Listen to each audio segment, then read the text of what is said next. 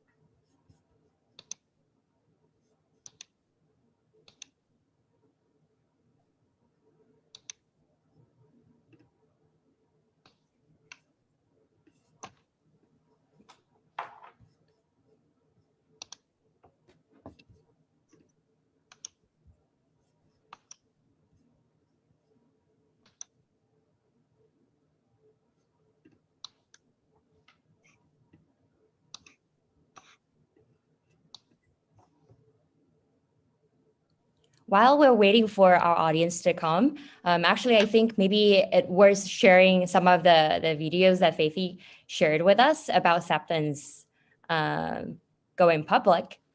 Oh, okay. Yeah, so if you don't mind, I'm just gonna share the audience, the videos. 1 second, let me get out of this presentation mode. Very excited.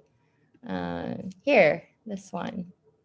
1 second. I think I am sharing the screen, am I? Fabricated word, borrowing from the word. Cepton is a fabricated word, borrowing from the word perception. CEPT is part of perception. And ON is this ending of a Latin for an element. So Cepton really indicates is an element of perception. That indicates is LiDAR, is actually the software running LiDAR, the overall intelligence of a LiDAR, element of perception.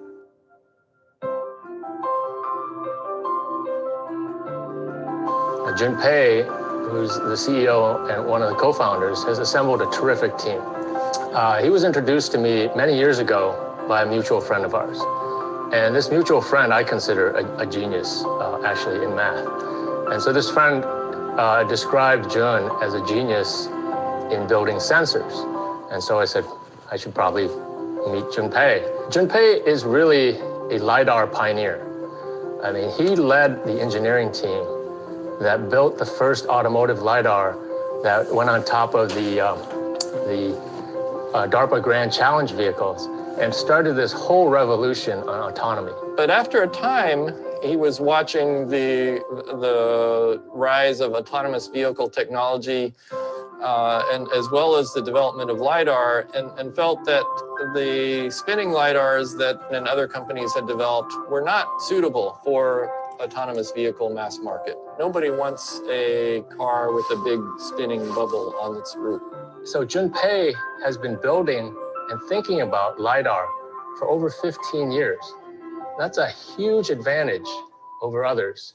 When I had the thought of starting Cepton Technologies, I reached out to Mark first, giving his mentorship and his expertise in optics, and just the overall desire to work together again. So Jun came to me and we talked about how we could start a company in the LiDAR business that would develop LiDARs for the mass market of automobiles. Develop LiDARs that would be small enough and compact enough to be integrated into the vehicle in a seamless fashion. And that was the start of Cepton. And in fact, we didn't even really know at that point how we were going to do this. We just knew that this needed to be done and there should be a way to do it. And so we set out to figure out how to do this. And this was one of the first inventions that we made in the company, was the Mmt Scanning Principle that we've talked about. There's a significant barrier to entry created by its MMT platform. It's frictionless, it's mirrorless, and there's a significant amount of intelligence in the form of algorithms and software. MMT is a unique technology invented by Cepton. This came from the requirement of ADAS industry that you need to strike a balance between performance, cost, and reliability. Without striking the proper balance, it will never become a practical automotive component. The requirement came down to design, to invention, and ultimately we packaged the MMT, this micro motion technology for LiDAR, to arrive at the correct balance for this application.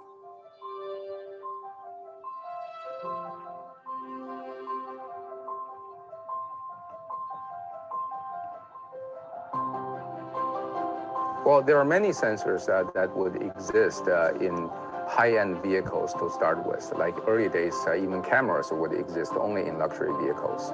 Going to middle-class vehicles and perhaps even broader class spaces would actually enable the broader proliferation of this technology. And ultimately, LiDAR, its first application is as a safety sensor. As a result, it will bring safety to the everyday consumers, and it's there to save lives. When Jun Pei decided to start Cepton 5 years ago, it was not a surprise to me that he wanted to build LiDAR to go in every single vehicle, to make every single driver on the road safer. People's desire for safety will never end. When you have a 90% safety level, you want a 99%. And once you accomplish 99%, you want 99.9%. The desire for additional level of safety will never end. This is where anything that can help people to accomplish a higher level of safety is very much desired. LiDAR is there to do just that.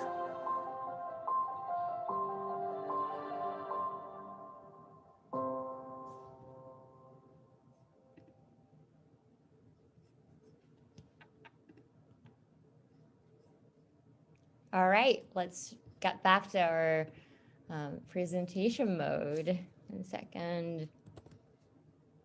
Okay. So I want to welcome you, Dr. Jun Pei, again, since that's after 7:30 of the official start of our event today. And I also want to welcome everybody who has joined the meeting or the panel, actually. We have already started the recording process of this meeting. So all of you guys, you will be able to see the recorded video after the meeting being loaded to YouTube. Also, it's also live right now on YouTube. Again, welcome everybody. And today we're going to have this 1 hour and 30 minutes fantastic opportunity to interview Dr. Jun Pei. Welcome, Dr. Jun Pei. Thank you so much, Karen. It's really an honor to be here. Well, it's evening my time, so good morning, good evening, good afternoon, wherever you are in the world. It's really a pleasure to share this moment with you. It's after all a weekend evening. Yeah, and also congratulations on the recent IPO. How did you feel ringing the bell on the NASDAQ stage? Oh, it was quite an event, but I'm afraid it's a show business event. We were there for 15 minutes. It was a fantastic show with loud music, confettis shooting everywhere, and we clapped for 90 seconds, non-stop, 90 seconds. It felt really awkward, but after all, it was done, and we're public. It's quite a memorable event. Apart from the technology, apart from the LiDAR we do, it's exciting, yet it's not our normal work.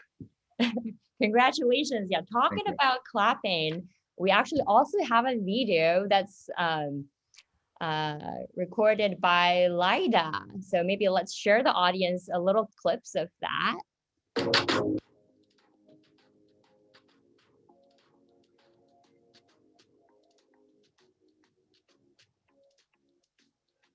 a ring bell moment, right?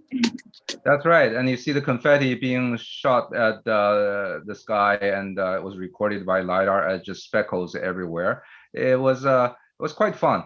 I believe this is the first time that we're doing this at NASDAQ. So everybody was surprised at the effect of a LiDAR seeing things. It's fun. Yeah, absolutely. Yeah, this is fantastic to see. Actually, talking about Lida and ADAS, maybe some people thought it's more like for high technology. How is it related to everyone's daily life? Well, LiDAR is actually not very much related to everyday life just yet. It came in well over 10 years ago into the enthusiasm for autonomous vehicles, and LiDAR as a three-dimensional sensing device can measure the environment with its geometry in a precise form, and that allows cars to drive itself. So that's the concept from almost 2 dozen years ago, and then evolved to today. It becomes a rather desired sensor to go on the vehicles, so that you can drive it safer, you can drive it with more automatic features, and alleviate your driving responsibilities to a certain extent. So, as you know, we have a fairly significant design series production with General Motors, and that will proliferate into many vehicles in the coming years. So LiDAR will start to become mainstream in the future of cars, and will render more safety and autonomy to people, and it will affect people's lives in the near future. Yeah, that's really good to know. Like in the future, it'll be even impacting people's life even more. Let's maybe take a step back and talk about starting from your personal journey. Let me share the screen really quick. 1 second. All right. So here is a little bit of the structure of today's panel. So we will start from talking about your personal journey, and then we will talk about how you founded Cepton, and we'll then talk about how to lead as a pioneer. So this will start from now to about 8:30. So we have about an hour to talk about your experience, and then we have about 30 minutes Q&A session. So also to let all of the audience to know, and that 30 minutes, we will open the panel and all of people can ask questions, whatever questions you have for Dr. Jun Pei. Sounds good? Well, sounds good to me. It's actually always intimidating to have a large audience. I'm by trade an engineer, not a public speaker, but many thanks to Zoom, I'm not watching anybody, just instead of you, Karen, alone. So I feel much more of a conversation now. So when the conversation ends and the question session starts, for all the audience, please be kind to me. Ask something that I can answer. Yeah, this is fantastic. Also, I feel like Zoom, these kind of different technologies just bring convenience to people's life, the same as Lida, helping people drive more safely. Okay, so let's start from our first part, personal journey. Actually, I have a first question to you, Dr. Pei. Is there any story that most people don't know about you that you don't mind sharing with us? People don't know about me. Well, there's certainly many. There's always the public side of my life, and there's always the private side of my life, which is, for many, it probably is not necessarily known. Well, I guess just for the fun of it, I don't think, people know me as the CEO of a public company. They know me as an engineer. They know me as a technologist. But many probably do not know, when I was very young, I was actually trained for 1.5 years as a concert pianist, trying to actually become a musician, and failed miserably. So I'm actually grateful for that failure. Otherwise, most of you will probably seeing me playing piano in a bar somewhere. But that's me. That's I had the aspiration to become a pianist, but never made it. Wow. So the inspiration, was it come from you or from your parents? to be It a was no, it wasn't coming from me. It didn't come from my parents. It just so happened that I had a rather, well-known grandfather who actually had a piano, a 100-year-old piano in the house, and he wants to get rid of it, and they end up in our house. So there's this piece of furniture there that was collecting dust, and that was the inspiration. Nothing else, just a piece of furniture, which is an old piano.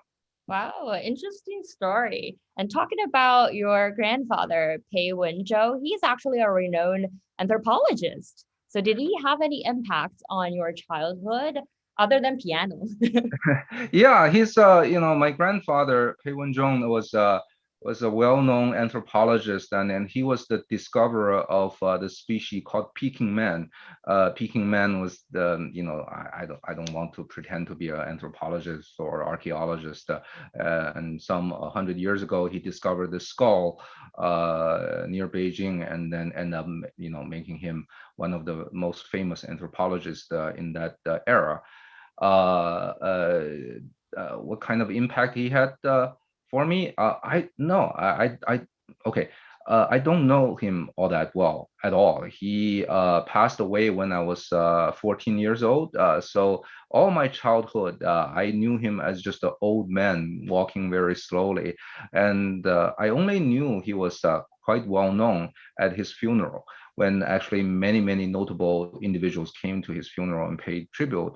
And then I realized, wow, he must be very famous. So I started to really looking into it. In the family, you don't really pay attention to your old grandfather just sitting in the corner all the time. But he did, actually, I have to admit, he did have a very big impact in my subsequent professional life in a very odd way. And so I have to be honest with this, since you asked the question.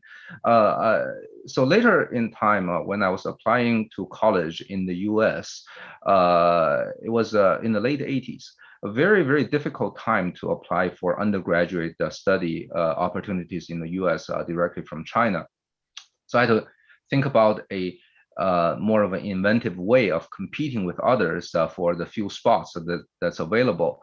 And I end up actually using that's a wrong word, I'm afraid. I wrote an essay about my grandfather, even though that by that time he passed away for a number of years already. I didn't know him all that well. I wrote about him, his discovery of Peking man, he was a legendary scholar in the in the earlier 20th century. All of those things making myself known as coming from a notable family, and that certainly helped in my application to the U.S. college, and I got the famous Win Scholarship through that writing, and had a full ride. There's a full scholarship for undergraduate student to enter U.S. And I graduated with 2 degrees from Brandeis based on that opportunity offered to me by writing that essay, which is about my grandfather. That's surprising. So he absolutely had an impact on your education experience. I'm afraid so, in a very different way. He didn't give me any directions on where to go. I never talked with him about anything academics. If there's anything, I only remembered fighting over food with him. But yeah, eventually he was in my essay, and that got me the education. Talking about education, so you received education at Brandeis and Stanford. So what's your experience having education in the US for your college and after college education, higher education? Yeah, well, Brandeis, for many people who don't know, is a very notable college actually in the East Coast, in New England area. It's a Jewish school. And I noticed a friend of mine, Scott Lee, in the audience. He was actually my Brandeis alumni over there. We spent quite a bit of time together. And in the late 80s, early 90s, there weren't that many foreign students, or especially Chinese students in the US. And that was, I spent 3 years to get my degrees at Brandeis. And that was the most impactful years, I'm afraid, in my education. not so much for the detailed content, not for the physics courses I learned, not for the computer classes I practiced with. It's actually, I may say, it's the culture, it's the assimilation into the US society, starting from learning English, have friends, but more so than that, I guess, once you're in your late teens and early 20s, having 3 years of education, the impact is certainly at this point is more profound than I thought it was. For example, I've been telling people that I'm half Jewish. Of course, that's a very much of a joke. It's a Jewish school, and I got a Jewish education. I learned a lot of history about the Jewish struggle over the past century. So I in my heart, I'm actually at least 50% belongs to that group. So that was very, very impactful. I'm not going to, state publicly my political inclinations, but you can take a guess. There's still the Jewish community I view as my community there. And then I graduated with a Bachelor of Art degree, physics, computer science. And then it was the last year at the Brandeis. I actually had a so-called senior thesis project. And in that project, it was a physics project. I worked with my professor, Seth Freyden. Professor Freyden actually directed me to do a small research project, but in which there are so many mechanical, electrical instrumentation involved in that project. I actually, it's hard for me to say, I actually got not too much interested in the science project itself. I was actually interested in the instrumentation doing the science. So it's at that moment I realized that, probably science is not my thing. Engineering is my thing. And I did get a chance to, either go to Harvard or Stanford. Harvard would be, continuation of physics, and Stanford would be engineering. I guess, both for the engineering purpose as well as for the weather, the nice weather in California, I came to the West Coast and started my life in the Silicon Valley and never really left. Now I'm in this lovely place called Silicon Valley, and it's my home now. So Stanford days, 5 years for a PhD program. I won't elaborate any details, but I'll tell you, what happened after quite a while. After maybe 10 years, I got married, had children, and they grew up a little, and they were maybe 2-3 years old. I took them back to Stanford campus to walk around and look at the school I used to go to. And I suddenly realized, especially in the main quad area, look at how pretty the school is. It has a fantastic campus. It's so attractive that I never realized during the 5 years of study at Stanford. I did not see the beauty of campus. I didn't appreciate the architecture over there. All that was in my mind was work, work, work. So it was not, frankly, it wasn't all that of a glorious time. I was just struggling with courses, struggling with projects, struggling with graduation, all the way struggle. Didn't realize how pretty it was. So the Stanford was much different from my Brandeis days, which is, let's assimilate into the culture. Let's, make friends. Let's have the college life. Stanford was much about academics. Let's get your work done and graduate. So I hope that doesn't bore you too much with the two colleges I attended. The one undergraduate, which is a lot of fun, one graduate, which is a lot of work.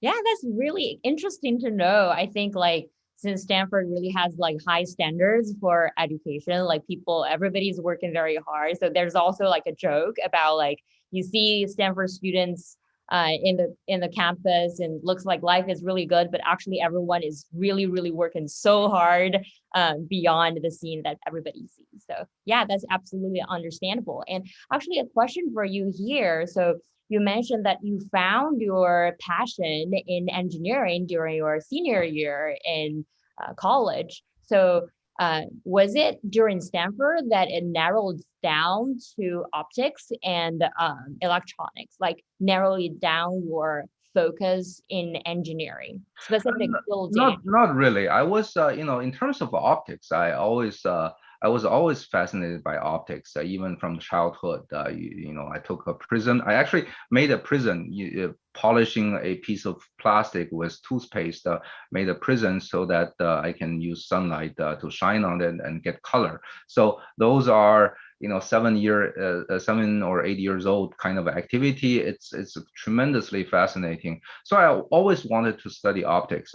In fact, even at the Brandeis days when I studied science, I thought I was going to go study the optical physics, more of a scientific end of it. I recall it was high speed optics, just all related to optics. But then at Stanford is really the opportunity afforded to me was more about optical engineering, and certainly optical engineering is actually in the electronics, in the electrical engineering department in a bigger umbrella.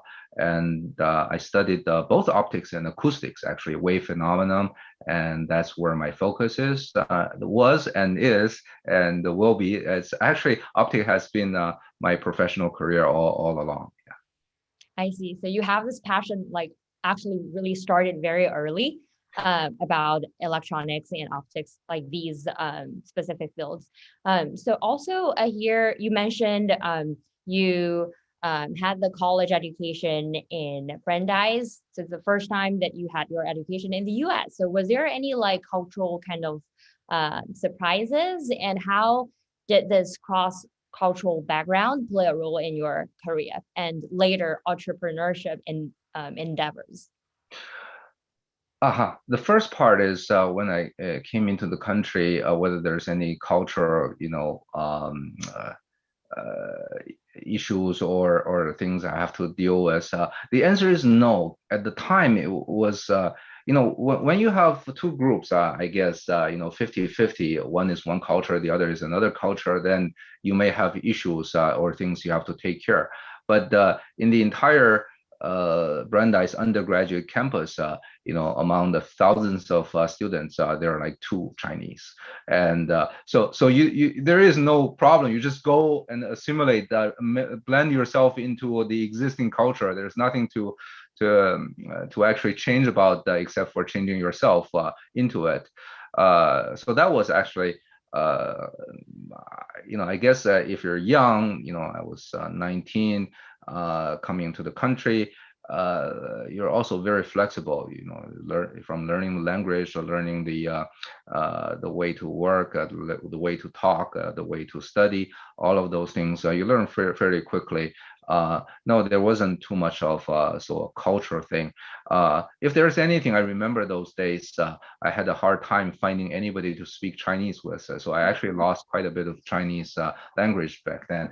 But then, it was picked up in the graduate school days as more and more Chinese students start to appear. And eventually I met my wife, who's also Chinese. We got married and the family language is Chinese. So I missed the Chinese in the early part. And that was maybe just a little bit uneasiness on the cultural part. Later on, I came to Silicon Valley, which is really the melting pot. In the U.S., other than New York City, I think Silicon Valley is another true representation of a multicultural, just people from all over the world coming together.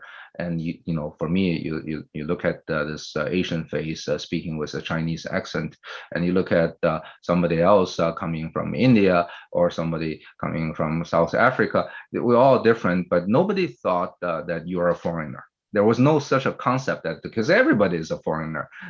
So with that, the culture becomes even easier to assimilate, because this is where I call home, and many others call this place home as well. And then, talking about entrepreneurship, starting a company, there are, there's certainly the natural grouping of people. I have more Asian friends, I have more Chinese friends than Caucasians or other races, but just the natural grouping and social aspect of it, and it does kind of go with some of the entrepreneurial activities as well. I have to, it's just very natural.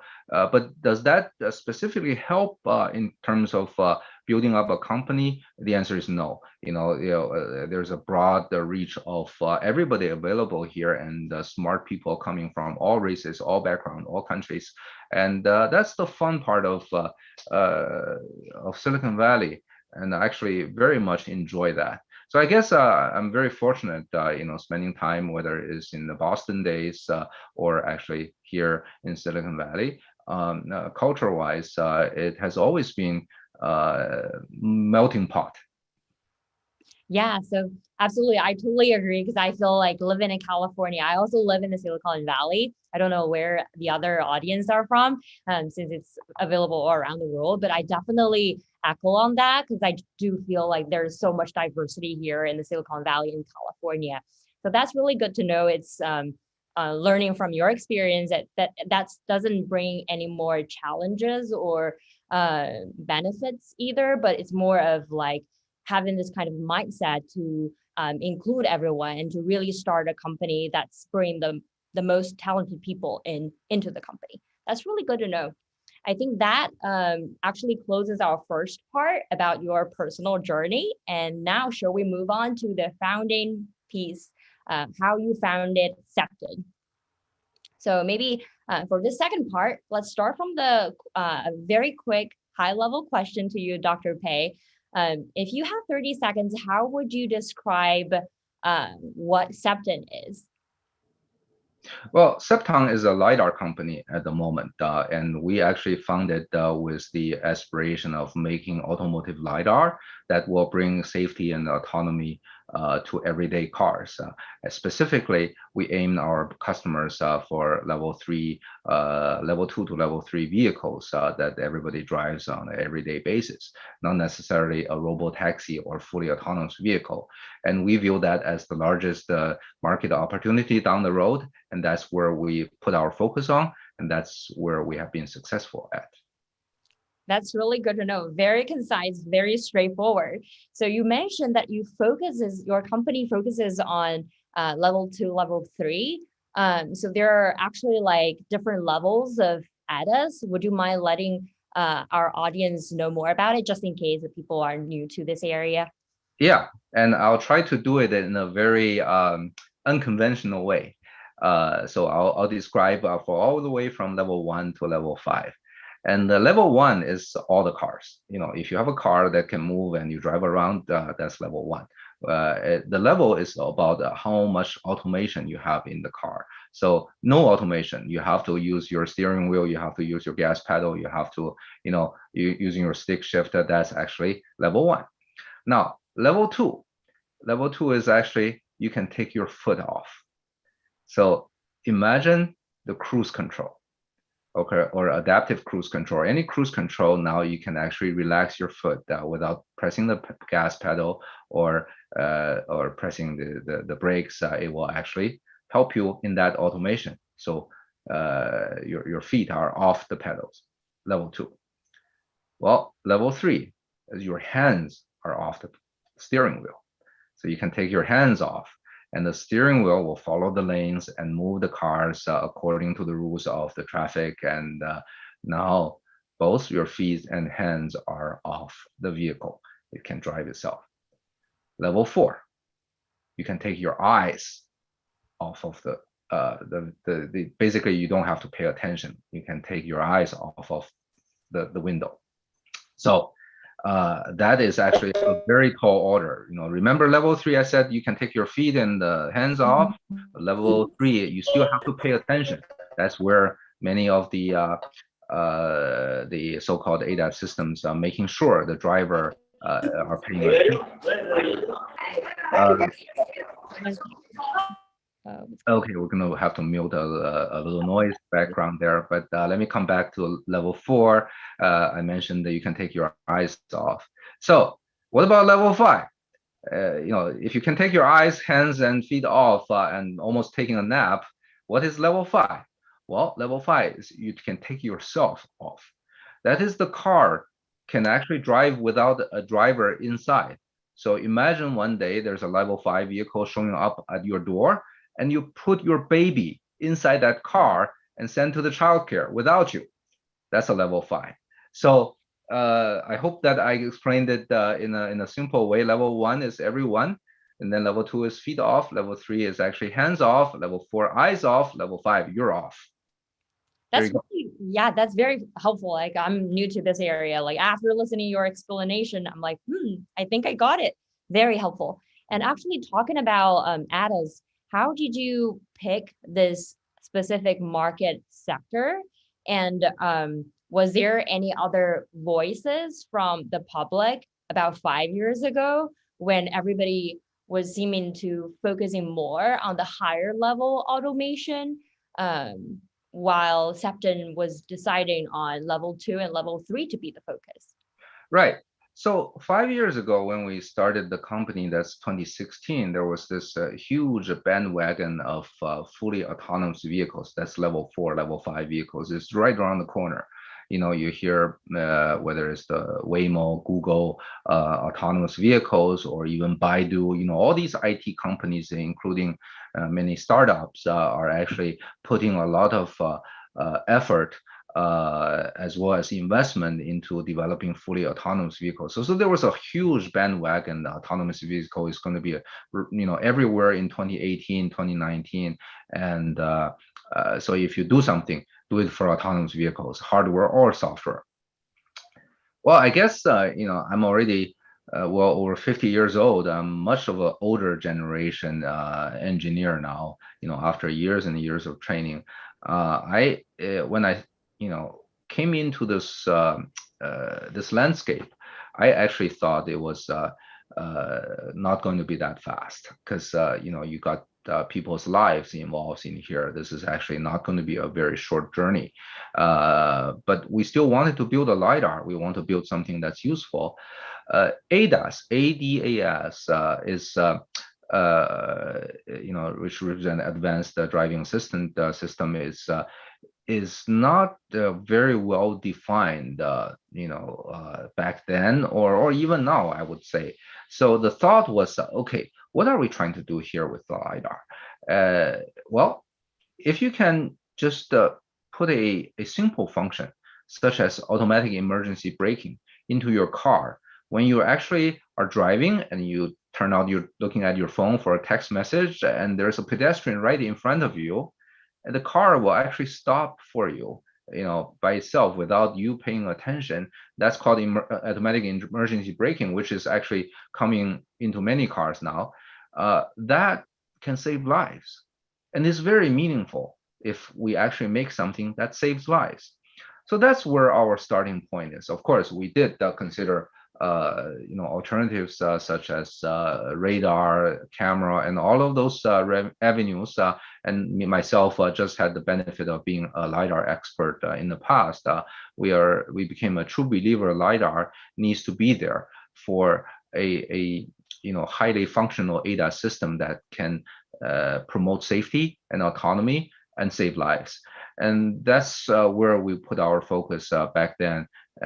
Many considerations along the way, but still it was really not popular of a thought in 2016, because the bandwagon is level 4. If you're not doing level 4, level 5 autonomous vehicles, you're missing the boat.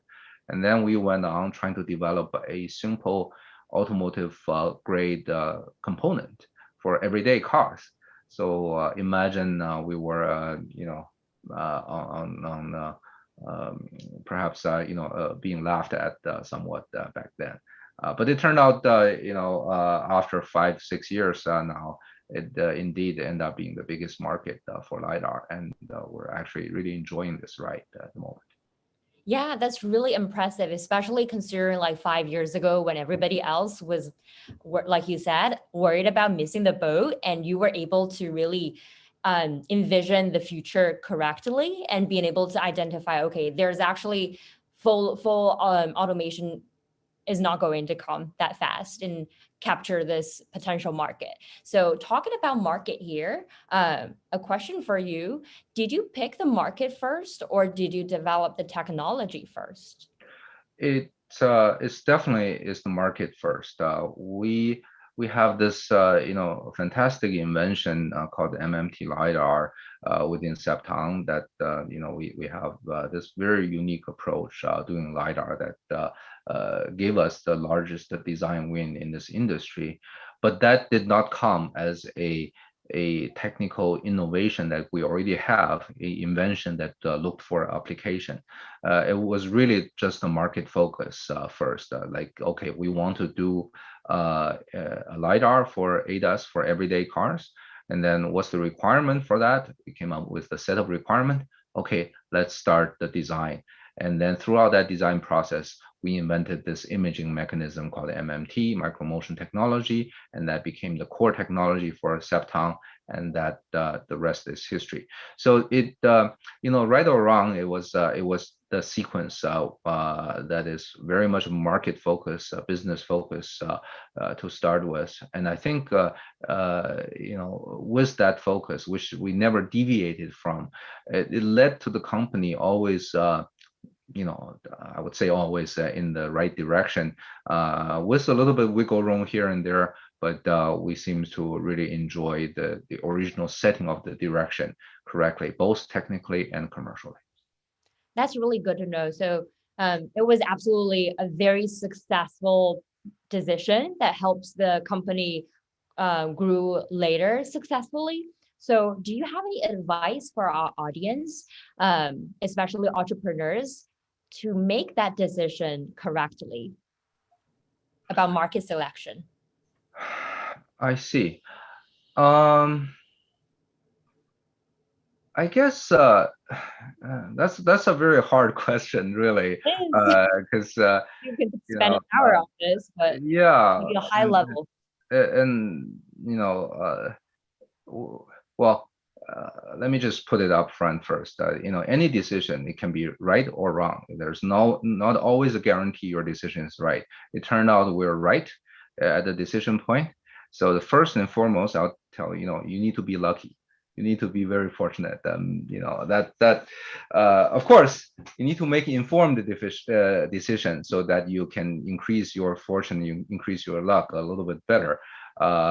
And that I would not put it as advice. I would actually just say how I tell myself whenever I'm facing a very strategic, big decision point. I tell myself, keep cool, don't be hot-headed. So if in fact, don't even have any passion. Just think as if it's somebody else's project and you're going to make $0 out of it. You just want to go through your logic and think how you want to decide this. If you have any emotion or passion or anything away from just the fundamental logic, it could be a little tricky. So you need to be lucky and you need to be logical. That's really inspiring. So making the decision not to let passion drive the decision, but instead think from the third party's perspective and use logic to drive it. That's really good to know. You also mentioned that previously this MMT to micromotion technology to be your key product. So we actually know that it was inspired by loudspeakers. So was there any story that you could share about this inspiration from loudspeakers? Well, not really. There was not, a key, a flashing point is like, okay, that goes. If I describe what a MNT micromotion technology is, for those people who are actually who studied optics and look at our anchor patent, they would immediately laugh at it. This thing is so simple. You have a source shooting out a lens and then detect by another lens and going to a detector. And that's as simple as an optical path can be drawn. And it just so happened that we put it on a piece of loudspeaker like a voice coil and move it. And that was, just with these 2 or 3 sentences, I described the whole principle of MMT. You have a pair of emitter and detector behind 2 lenses and moved by a voice coil. So the path to getting this type of scanning mechanism for LiDAR was, again, just a systematic approach of solving a problem with the premises that the solution needs to have higher performance, low cost, and highly reliable. And of course, we borrowed a lot of engineering and scientific principles in it, such as you don't want to have any frictional part. If you have friction, have something rubbing on something, it will actually wear and tear and will eventually fail. So we don't want to have any friction. And loudspeaker doesn't have friction. Even when it moves, nothing is rubbing anything. So that was actually a natural extension of that. And we don't want to have mirrors inside our optical paths. As much as I love mirrors as an optics engineer, we don't want to have mirrors to introduce cost. And then we want to have straight paths to have the performance. So these are just, keep, on one hand, you started with a market focus and market requirement, and then you set up a set of engineering specification requirement, and then you work around that premises and come up with the optimized solution. There was not a single inspiration point that's like, hey, I got this, and then I have a light bulb. No, there isn't. It was through a lot of the grinding, the calculation, and the testing, we came up with this structure.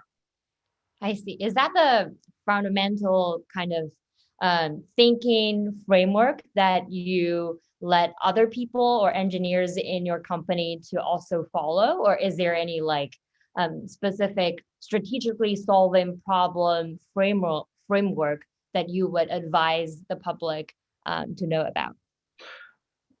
Well, we started this conference with talking about the event at NASDAQ, the celebration, all those shiny moments.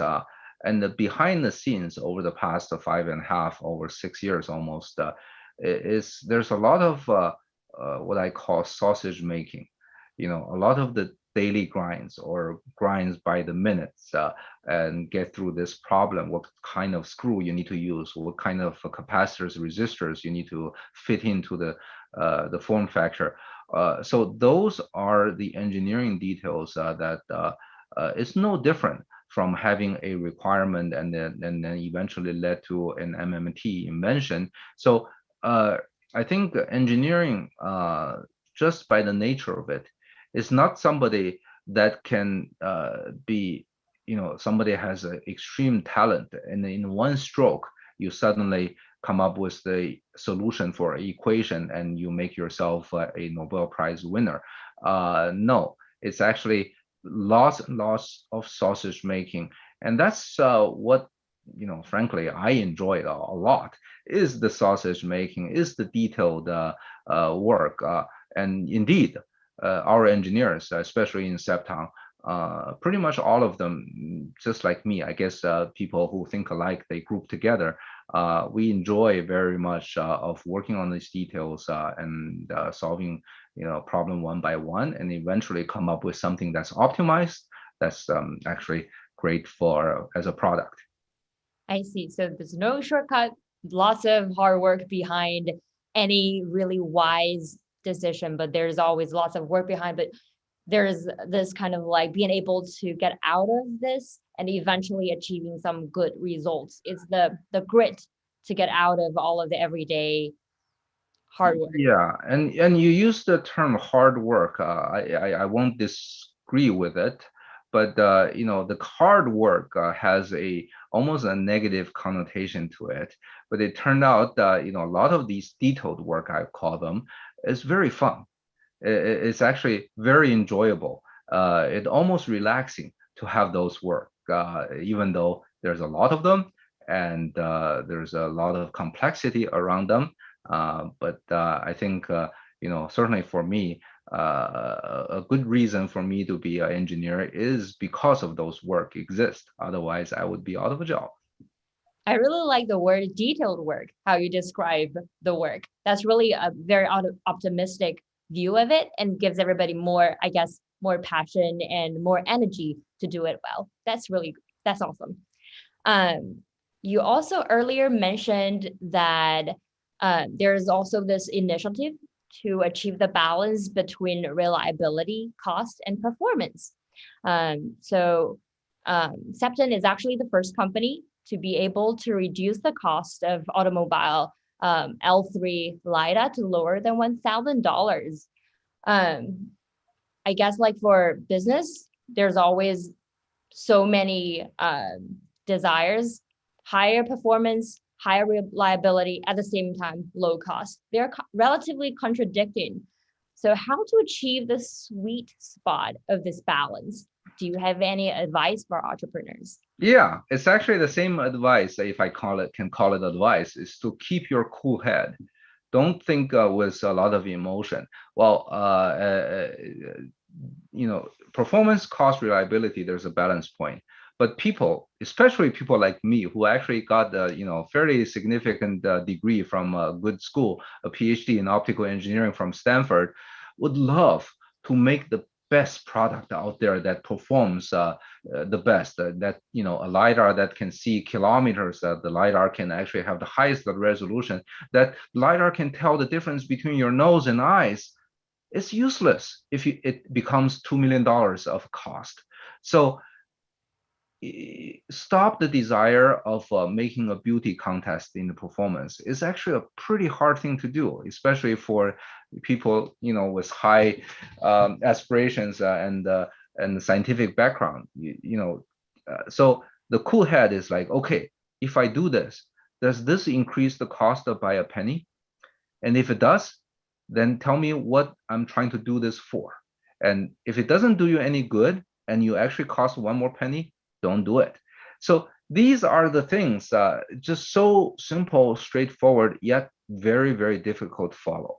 Because everybody has their emotions in their product, and almost all engineers they all try to become perfectionists, and that usually kills the balance. It's like you go for one extreme or the other, then losing the whole picture. So I guess now it becomes a word mentioned multiple times: a cool head. A cool head to be able to really achieve the balance between commercial and science. Yes. What about, did you have any pressure from the venture capital side, or I guess like people from investing in the company? So something that we observed right now is sometimes investment or venture capital companies, they want to invest in technologies that are the first front of technology, more of towards the extreme high tech, towards the extreme beautiful that you just described. Did you have any pressure from them? And if any, how did you kind of persuade them that achieving the real sweet spot is actually the best for the company? Well, this is where I got extremely fortunate, quite lucky again. And the luck is actually from that I'm not a fundraiser. I by trade, I'm an engineer. I like to work with my circuit or milling machines, not fundraising. So I'm actually in general not a very good fundraiser. At the beginning of the company, that you would think that is a difficult thing to do. You need to do fundraising, but it end up that I have, I basically limit my fundraising effort into a very small circle of my friends. And Jun Pei, which is my partner and co-founder of the company, was helping a lot in terms of gathering interest, and we had a very selected group of friends starting, and then the close group of friends, started the Series A, followed by another close group of friends, or Series B. So it's all close group friends in the Cepton's venture. With that, I think I'm fortunate that the company did not get any pressure from the vision that we had from the beginning, and we just sailed. So there was no big up and downs, hardship I can share with you. We were just a very fortunate group that we sailed to this point. How did you find your co-founders? You mentioned you have so many talented people that helping you along the way. So we actually learned that your co-founder at Cepton was once your professor at Stanford. So how did you talk Mark into starting a company altogether? And how did you find the other key members on the team that later really helped you along the way for Cepton to achieve this great success? Yeah, so for those people who came in early enough to watch the video, you saw Mark McCord, the bald guy, the guy without too much hair. He's our CTO, co-founder, and he's my professor when I was a student at Stanford. So he taught for a number of years there, a lithography class which I took, and then later on, he left Stanford. I left. I graduated. I worked for him. He was my boss at KLA Tencor for a good part of a decade. So he was my boss. And then I went on and I worked on other places, started my own company, et cetera, et cetera. And when it's time for starting Cepton, Mark and I kept in touch. We came together. We talked about this. Of course, Mark was a big shot technologist. This very well-known individual in the world of optics and e-beam lithography. He's still very much my mentor up to this point. So you can imagine how nervous I was asking Mark, how about you and I start a company and I will be the CEO, you'll be the CTO, I'm your boss. That was a very, very nervous ask from me. Did I use any tricks? No, I didn't. I actually articulated the idea, but well, okay. So just for the public to have fun, that he's quite a number of years older than I am, and I did tell him, Mark, this will be your last gig before retirement. How about just give it a shot?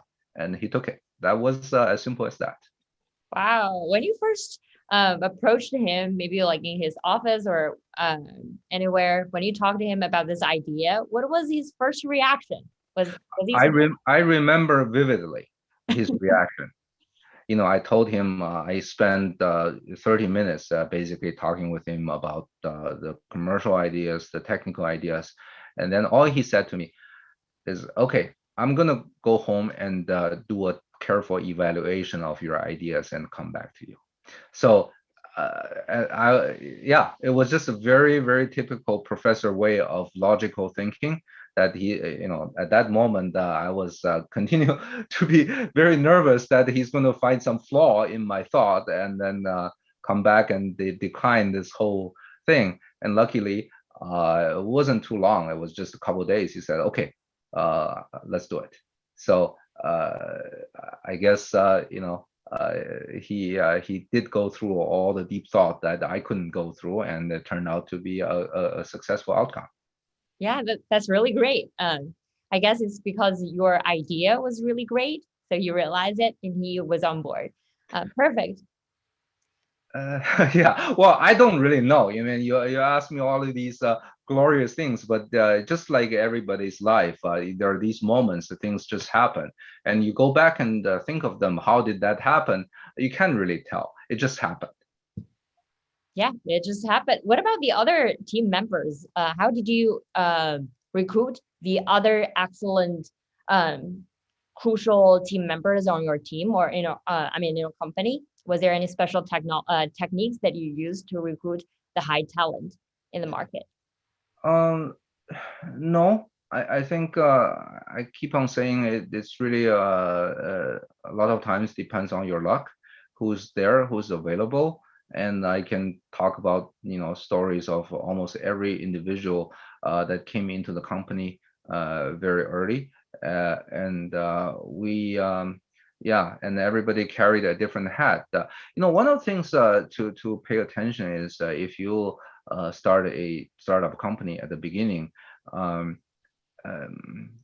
borrow this phrase. You really are getting people onto your bus and try to figure out where to go together after they get on the bus.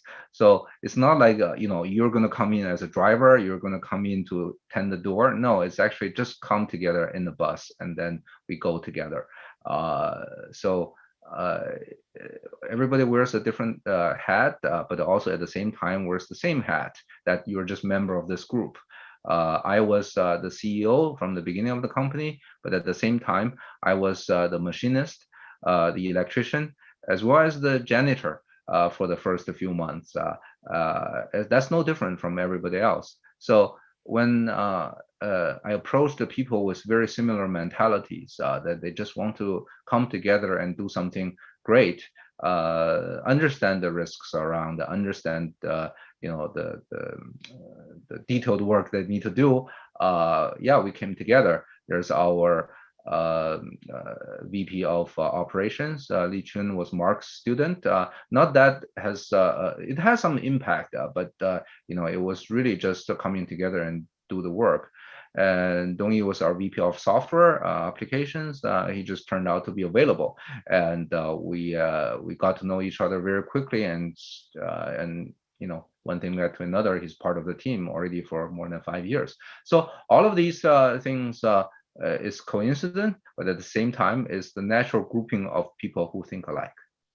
I see. You mentioned it was challenging at first, since like getting everybody on the bus. Everybody was wearing different hats. I guess there were when the company was first started, there were a lot of challenges or problems to solve. My question to you is, when the company was first started, or when you first started the company, what were a couple of most difficult challenges that you encountered that you would like to share with the public, how you encountered them, how you overcome those challenges? Yeah, maybe I may be shooting myself in the foot by saying there are challenges at the beginning. Actually, if I can change my statement slightly, that I felt that certainly throughout the entire process of the company, there have been challenges. And the first year of the company, at the very beginning, was actually a honeymoon period in retrospect.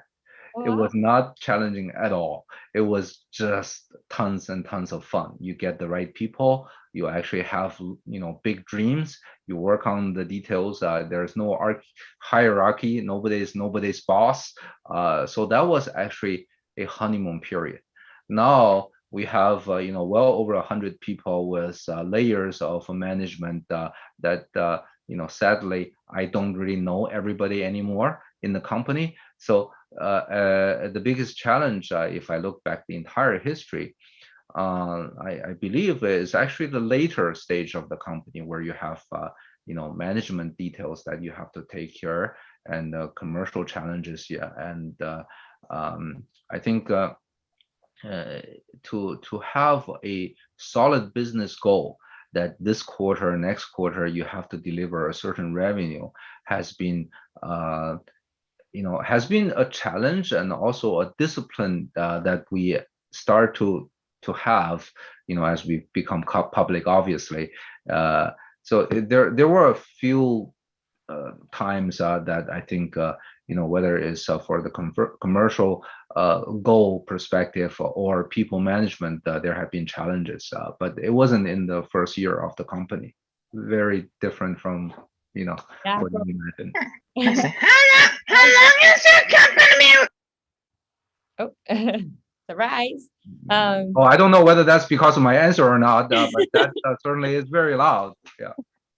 I guess what people were surprised by, that was actually a honeymoon period when you first started the company. So you mentioned it was actually less hierarchy at first. Did it cause any, since there was no hierarchy at first, how did you solve problems when people disagrees with each other if no hierarchy? Did it cause any problems? That's a good question. Okay, it sounds like people are already eager to start to ask questions, but let me comment on that. Hierarchy, did that cause any problems or not? You see, I think one of the best thing that happened, to me in terms of starting a company, being the CEO of the company, being the founder of the company, is actually I can be myself. I don't have to pretend, to please the boss and do something else that's against my own will. I can be myself, and I learned being myself is this such a luxury that I just want to articulate exactly my thoughts in a completely transparent way to others. So whatever is in my thought, I don't have to hide. There's no politics. I'm at the helm of the company, so I actually speak very openly, very transparently, all of my thoughts and ideas from the senior VPs all the way to the technicians, and that inevitably fostered a transparent culture within the company. And I think there was unless there's some privacy issues or some HR issues, the company, the overall decision structure are very, very transparent, and people know what Jun Pei is thinking, trying to do this. And after a few iterations of me telling them what my thought process is, they actually can make the decision themselves. And in fact, that that type of openness, that type of transparency really helped in terms of getting the solving problems and make the lubricate the company management in a large way. So not so sure I actually answered the question, but that's something I always wanted to say, that I enjoyed being myself, and I enjoyed being transparent about myself. Was it? Pista, you realize that other people can talk too and ask questions. So we're actually going to open the floor right now, since it's already 8:30. I guess the public is really eager. The floor was always open. The floor was always open. So let's let the floor to ask questions then.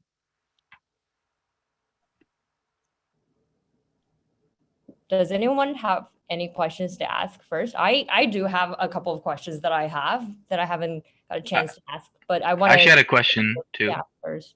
Yeah. It was a business question. Like, so when you're like building or you're starting your business, like, what's like the most challenging part in it? Well, luckily, this was my second company. I had a smaller company before Cepton Technologies. So perhaps I should answer your question, with my first company, how was the challenge of starting the first company that I had, which is an optical instrument company. And it actually went for 5-6 years. It did quite well, made me quite some money, so that I was able to invest into Cepton. But that company, when I started, the biggest challenge I remember is actually taking the step to leave the everyday working for other mode and start to work for yourself. That mindset change was quite a step. In my entire career after I graduated from Stanford, I only had 2 jobs, and that is, the first job is KLA Tencor. I worked there for 10 years, and then my second job was at Velodyne. I worked there for 3 years. And then after that, I had 2 companies, AEP and now Cepton. So 2 jobs and 2 companies. And the transition between the last job and the first company, indeed, was a very big challenge in the mindset. So after that, you determine to do it, then the rest are just problems for you to solve, and they're regular problems. Awesome, thanks. Great. I think the questions came through the chat, isn't it? So I guess, is that I have to read the chat, or maybe I admit to the public that I don't read very well. I read slowly, especially when I'm talking. So maybe Karen, you can just read out the questions from the chat form in a verbal way, and I'll answer. Yeah, sure. That's a good plan. I will just start from the one by one. So George Sun asked a question about since car already has the cruise navigation, why people need to have the. Actually, I have a question. I was wondering if I could ask. Let's finish this question first, and then we can go to you. All right. Let me finish this question. So since car already has cruise navigation, why people need to have the autonomy vehicle? So can I ask my question? Oh, after? Yeah, sure. Let me answer this question first. But I'm trying to understand the question the cars already have the cruise navigation. Why people And need to have the autonomy vehicle? Or is George here? Do you want to elaborate your question a little bit more? Yeah, well, yeah. Yes, I'm here. As Dr. Jun Pei already mentioned, you when you talk about your what talk let me see. Sorry, my memory is too bad. You talk about fountain septum.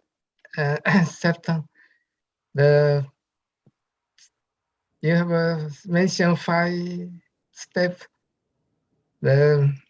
Maybe second step, you said the car, you have the car can can drive by using the cruise navigation.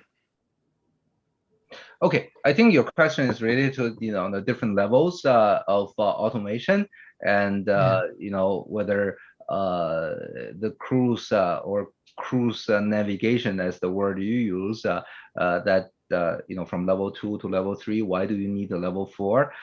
Why do you need level 5? And I guess there's always a desire to go for a higher level of automation. The cars can completely drive themselves and can send your pet to the pet hospital without you being there. All of these things, you want a robot to do it. So consider the higher level of cars as robotic cars or robots, and they actually will help you for transportation. So that's there's always the desire for that. Okay, there was I cut off earlier. Yeah, question. Please go ahead and ask. Yeah. So basically, let's say you met with like Elon Musk, right? And you had like a conversation with him. Like what would you like first ask him? Because obviously like he's pretty much an expert at what he does. So like, what would you do? I will ask him how many times in a week he has to sleep on the production floor. And I'll tell you why I asked that. Through the history of my career, I find whatever your title is, and however high status or low status you use, the hands-on work is so critical for you to understand the inner workings of your company, of your organization, and of your product. So I still try to, at least spend 10 to 20% of my time doing technical detailed work myself. And as far as I know, so does Elon. And he would actually, especially in the early days of Model 3 production, he would sleep on the production floor and try to solve problems one by one, and working in the 5 minutes intervals, 5 minutes a meeting and then 5 minutes another meeting. So these are the things I can really resonate with. It's not so much the technical details here and there. It's really the working modality that I really aspire, that I would like to ask him, how many nights he spent on the production floor and how that feels. He's a CEO of a company. I'm also a CEO of a much smaller company, yet there's the bigger organs and the smaller organs, they all have to function. So yeah, I don't know whether that answers your question or not. Perhaps it's not what you expected, that I will ask him about the LiDAR question or an optical question and or a car question. No, I actually would be very much interested in learning how he works. Have you ever slept on the floor like he has? Oh yeah, absolutely. I used to have a big bed in my office. Not really the floor. That's a little too hard for me at my age. But yeah, I slept in the company quite a lot. Interesting. All right. Let's amazing. Thank you, Jun Pei. Yeah. Perfect. Okay, let's go to the next question from Victor. Victor has 2 questions actually. The first one is around, now Cepton is a public company. Would you talk more about how your decision-making process changed? like revenue estimation this quarter, next quarter, stuff like that? This is the question. Maybe we can start from this first question and then we can go to the next question. Yeah, certainly it has changed. It's not only, as we become public, our thought process start to change and become more rigorous. It's actually well before, as we start thinking about becoming a public company. You have to get your ducks aligned with all the accounting and the procedure and the filing and the disclosure. There's a whole bunch of processes, and then you also have to take care of your forecast and make sure you meet your numbers. So yeah, for those people who have the aspiration to make a public company, get prepared at least 2 years before you want to go to public. That's what we did, and then as we become public, all the preparation is taking into effect, and actually at this moment there's not too many changes. I do have to be cautious now. In a way, I'm speaking. I actually have a question after too. Sure. As I speak publicly, there are certain rules and regulations in what I can be speaking of and what I cannot be speaking of. So these are the new things for me. I used to be a big mouth speaking everywhere on everything, but I can't do that anymore. But it's a lovely forum here. I still very much like to share a lot of stories that's actually doesn't have too much to do with the accounting or projections of the company. Go ahead with is this question completed, or we have a second part of this question? There's a second part. Maybe let me finish the second part first, and then Milos, you can go next. The second part of the question from Victor is about drive-in. So drive-in is currently most done by humans, and humans need only vision. Some companies like Tesla think that the company vision, computer vision, is all they need. So what are your long-term views on the role of Lida in autonomous vehicles? That's an excellent question. So before we talk about LiDAR and vision and all that, let me give you a assumption of autonomous vehicles and see whether you agree with that. That is my assumption, and many people would actually hold the same view, that the first fully autonomous vehicle getting onto the road, that is, you're going to render your life to it, so it will drive you somewhere, in traffic, in all kinds of conditions. That autonomous vehicle has to be safer than you driving it yourself. That's the assumption. Otherwise, if it's less safe than you driving it yourself, you're going to drive it yourself instead. So the first autonomous vehicle has to be safer than you. That's the assumption. Many people agree. Actually, I don't really know anybody that disagree with this assumption. And with that assumption, there is a natural desire for a higher level of safety for cars. Okay, so any sensor you can put around, whether it's the cameras, it's the radars or LiDAR, all of these are first and foremost promoting higher level of safety.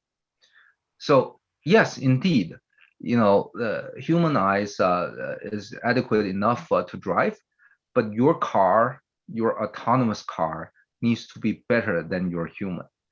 So that's where things start to actually change. People study what scenarios can be taken care of with a radar camera, without LiDAR, with LiDAR. And after many studies, LiDAR is starting to become a mainstream, first and foremost, to avoid accidents. So, this is a big topic. We certainly can spend hours on it. There are many papers on it, but just remember my assumption and see whether you agree with that assumption. And if you agree, I think very naturally you'll lead to the same conclusion. LiDAR helps people drive safely. Hopefully this helps answer Victor's question. And Milos, you can go now. Oh yeah, I just had a question. Is it your name Jun Pei or Han Pei? My name is a Chinese name. It's June, just like the month, Okay. and the last name is Pei, P-E-I. Okay, so Jun Pei. Pei. Pain like that? Pei? Good enough. Okay, so for starting like a business up, is there like certain like since I'm a midget, is it gonna be harder for me to start a business up? Are other investors discriminatory towards that kind of stuff, like little person issues and stuff? Uh, okay. I'm not a investor. I'm not in the investment community. I'm an engineer. I certainly do not support any discrimination in any kind. So I hope that you're going to be successful in your ventures, regardless of your social background, your condition, and I don't support any form of discriminatory practice. On the other hand, I cannot speak for the investment community either, so I'll just leave it like that. Yeah, because there was one time where I was giving my sales pitch to an interested investor, and he told me to shut my mouth because I was a midget, and That it was that got not to me. pleasant, and I wouldn't align with that practice. He probably was like not a good one, not a good man. And me and Jacko were talking in the chat about businesses because he was telling me that he had a business. Yeah, so And basically I have a business, a monkey banana business, and we were just wondering if you have any tips on making it so that it doesn't go bankrupt. Okay. That's not what I was curious about. I was just curious about if like a little business can rise through a sea lord and create a democracy. That's what I was curious about. Well, okay.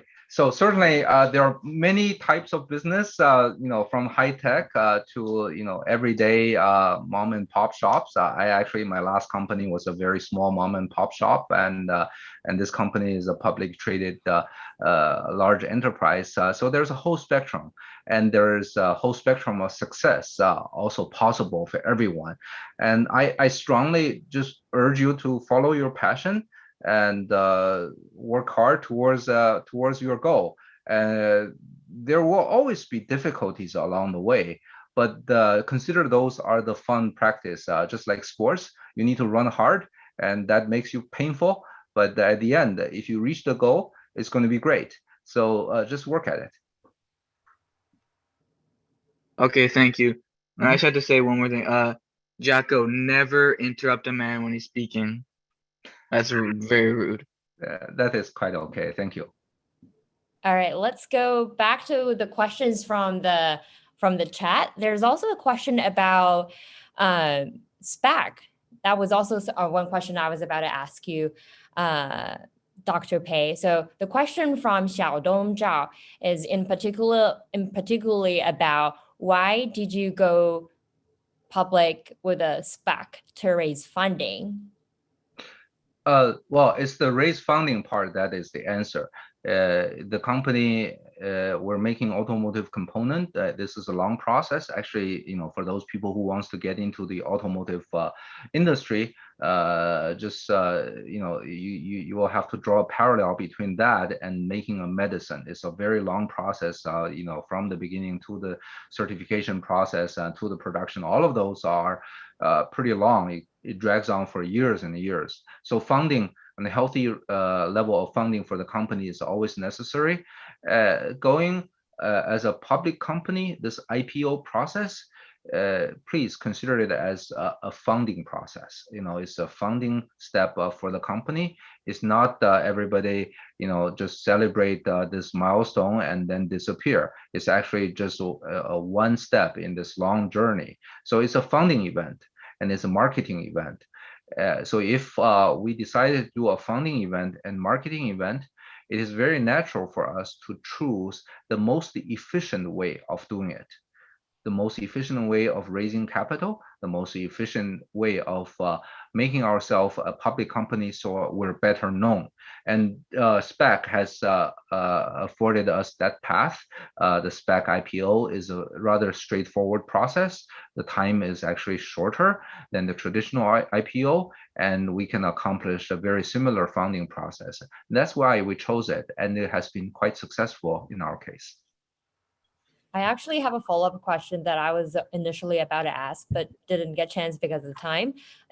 That's also related to Spec. So what actually makes Cepton different from the other Lida Spec deals?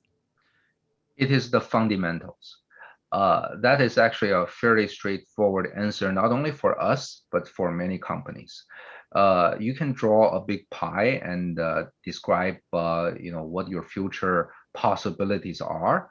But for Cepton, we captured the largest design win with General Motors on their Ultra Cruise program.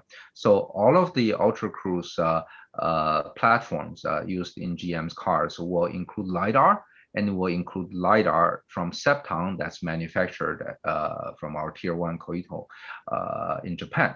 So that is a spoken program that will be released in 2023 on multiple platforms, and there will be certain volumes already identified in this path. So the revenue is if anything, is certainty.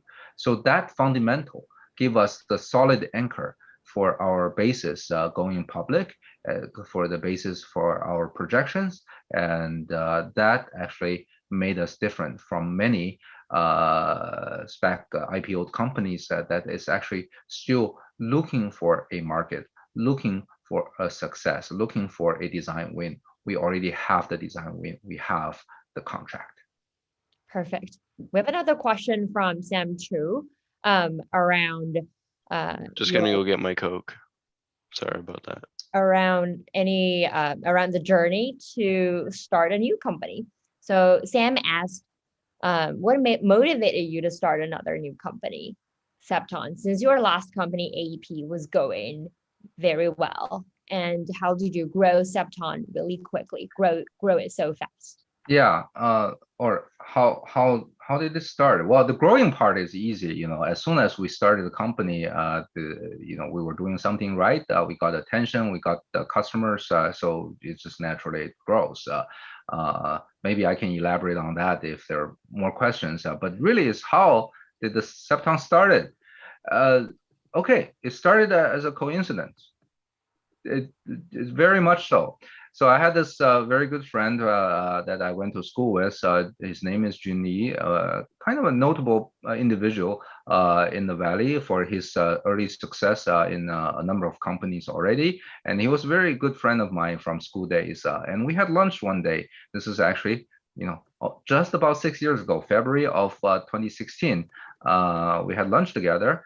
And he was going to tell me something in his mind. I was going to tell him something in my mind that it's turned out to be the same thing. It's all about the LiDAR industry. And after that, we just decided to start Cepton and explore whether we can do something together. I'll put it, there's not a huge long vision, a thought of many years to start something. It was a lunch gathering followed by a few conversations. I guess not very interesting to many, but that's the truth. Truth is what people are curious about, I guess.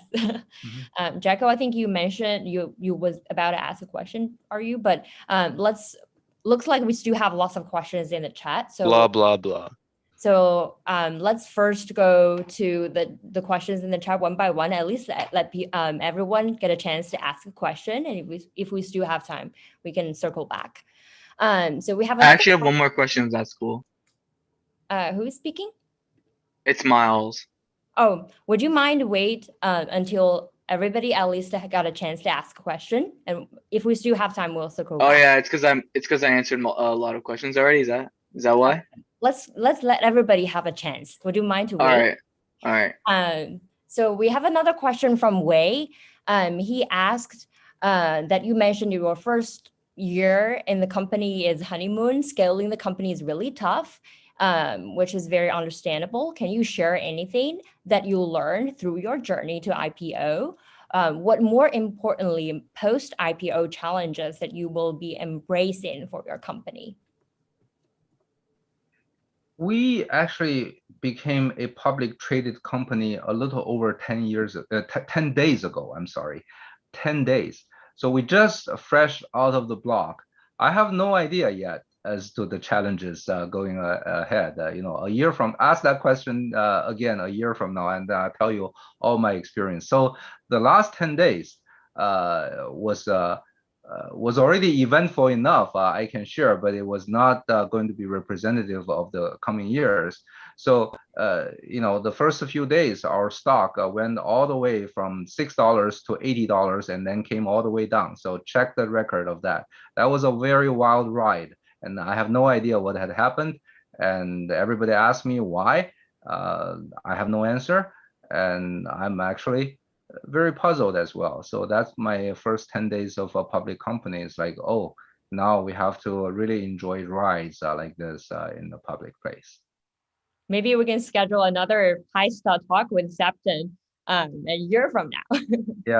Yeah. Was there an early part of the question? Sorry, I actually got Without you. I got carried away with this, wild ride in the 10 days after becoming public. I think that's about it. But Wei, Okay. would you are you online? If you want to ask follow-up questions or clarify, it's your turn. Yeah, thank you, Doctor. Yeah, it's actually a she, not he, by the way. Yeah. So my earlier question is really, I completely understand you mentioned the honeymoon for the first part, where the company is very flat and everybody communicated very effectively. Now with the organizational structures in place, it's inevitable there's a lot of frictions, which actually potentially posing those challenges. So would you mind share some of the pre-IPO challenges that you had scaling the company so that it can qualify to go IPO? That's my earlier question, the first part. Thank you. Thank you. So qualify for IPO is, there's an umbrella of many elements, but there are the mechanics such as you need to have your audit in place, and you have to have a certain corporate structure in place. Especially going with a Spec company, you have to convince your Spec partner that you are a company to partner with, and they will be successful as much as you will be. So these are the things that you have prepared for. But again, I would say just have a mindset that you want to be a public company a couple years before you actually want to become one. So however early that is, you need this time frame to get yourself really comfortable and get your organization comfortable and get the necessary structure in place. So you need 2 years. Set your mind right. Maybe you should set it right now with your company. It's like, okay, we're going to IPO in a couple of years. Let's get the ducks in place. All right. There's another question from Fei Min. He or she mentioned that he or she has a quick question. So Fei Min, it's your turn. Yeah, can you hear me? Yes, I can hear you well. All right, thank you so much. I really enjoy finding it very beneficial, the conversation. Two things definitely resonate with me strongly.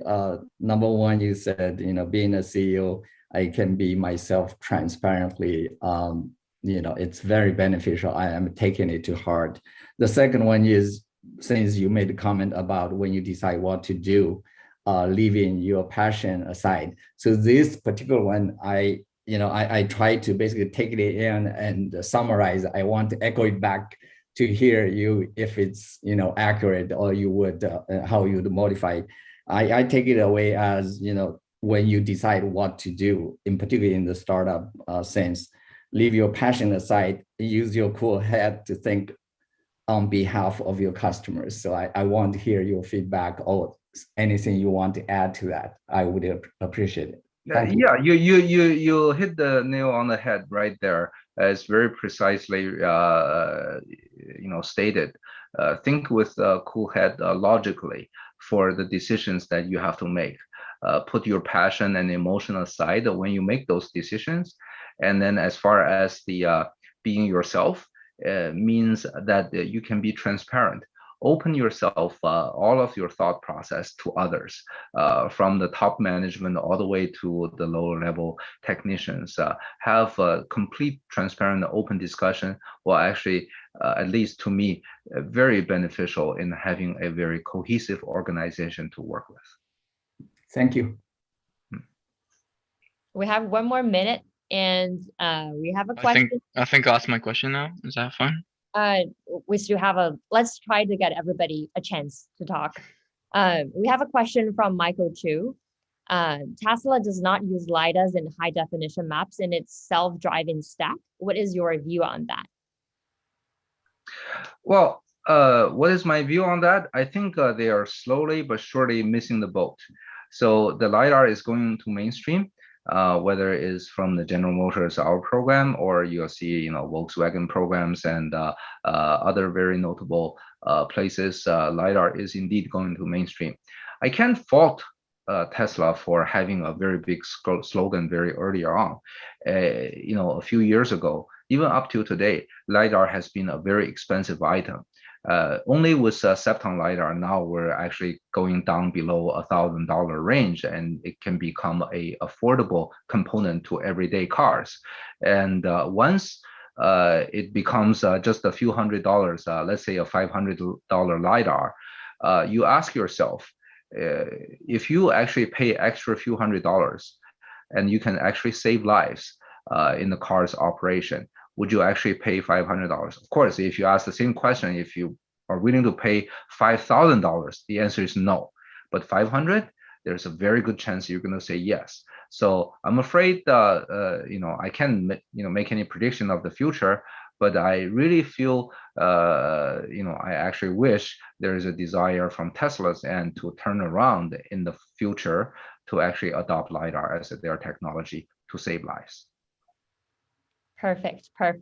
I think we'll have to wrap our panel today. We still have a couple of questions. Wait, I have a question now. Let's respect the time. Or Jun, do you have a second for Miles to ask the question? Sure, Miles, please go ahead and ask your question. So, what are your thoughts on having a company and inquiring, bringing people from foreign countries and making them work for you for free? Because I know my uncle does that, and yeah. Okay, well, first, it's a two-part of question. First, what about bringing people from foreign countries to work? I came to this country as an immigrant, so this is U.S. is a country of immigrants. Basically, I'm saying it's human trafficking, a good idea. No, obviously. It's because my uncle is doing a company right now, and he just hides them in their basement, and it's good for now. Miles, let's really respect Dr. Dren's time. Yeah, that was a bit over, but that's actually a real story. Well, okay. Feedback. And Haisa, if you don't mind, I'd like to talk to you after the Zoom. I'm sorry that the time is actually, we'll have to wrap this up. And I don't mean to cut you off, but we'll collect your question and then see what we can do of your question. But unfortunately, I don't think we have the time for in-depth discussion about your company. But we'll absolutely collect your feedback and see what we can do later. And thank you everybody for coming to our panel today. Especially thank you, Dr. Pei, for sharing your. Who made you in charge though? Why can't we just talk? Yeah, Karen, thank you so much. It's really a pleasure to actually have all these questions and discuss them in detail. I'm having fun. Hopefully we'll have this again in the future. Yeah, thank you, Jun. Thank you, Jun. Yeah, thank you so much. Yeah, and Jun, you think I can get your number to ask you a couple of questions? Thank you everybody for attending this panel. Again, we will. Hopefully Hissa's not in charge next time, eh? Let's respect everybody's Hey. Thank you so much for being here. You mind saying after class though? I have a couple words for you. Once we will have new panels, we'll let you know. But we'll have to close for No, can I just talk to you after class? Just you and me, just real quickly. Goodbye, everybody. I think we have a very successful panel today and hope everybody enjoyed. I said, do you have his Jun's number so I can contact him? Heista. Heista. Heista, do you have his number so I can contact him? I'm gonna make you work for me for free.